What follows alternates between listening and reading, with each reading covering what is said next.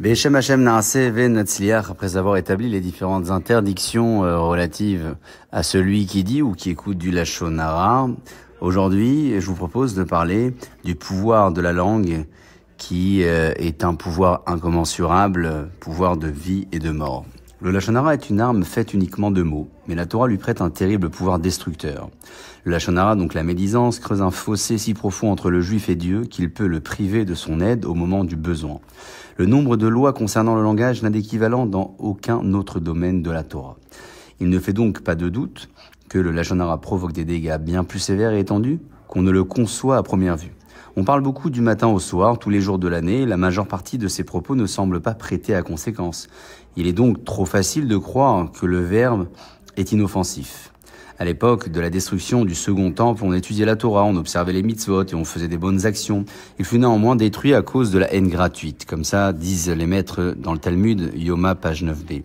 C'est le Lashon Hara qui a amené à la destruction du Beth Amikdash, la résidence de la présence divine sur terre. C'est par sa faute qu'il est toujours en ruine. Malgré la piété du peuple à l'époque du second temple, Hachem permit que sa demeure fût détruite à cause de la sinatrinam, la haine gratuite qui trouve son expression dans le Lashon Hara. Le Maharal explique que toutes les formes du Lashon Hara possèdent un dénominateur commun, la force de discorde et de division. Ces caractères sont l'opposé absolu de la mission du peuple juif qui est de réaliser l'unité entre Israël et Hachem qui est un. Il n'existe pas d'autre unité que la sienne et d'aucune autre façon. Ce sont les propos que tient le Rambam dans les 13 articles de foi.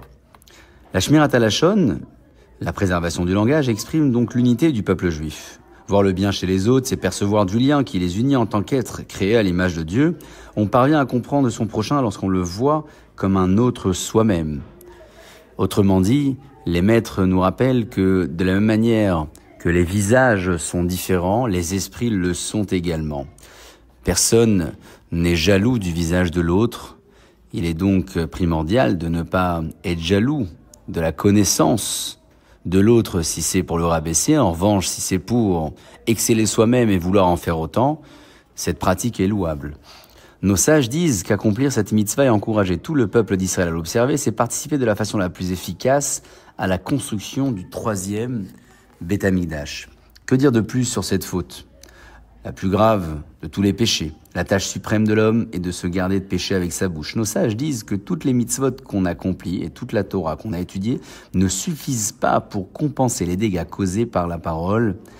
Ces propos ont été écrits dans une lettre rédigée par le Gaon de Vilna. De même que l'étude de la Torah a autant de poids que toutes les autres mitzvot réunies, le Lashon Hara a hélas autant de poids que tous les péchés réunis. Ainsi l'écrit le Talmud de Jérusalem.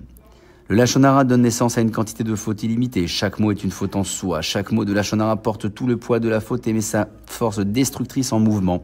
Une seule conversation peut engendrer des centaines de péchés. Le roi Salomon rappelait, il y a des gens qui acquièrent des richesses, mais qui en réalité n'ont rien.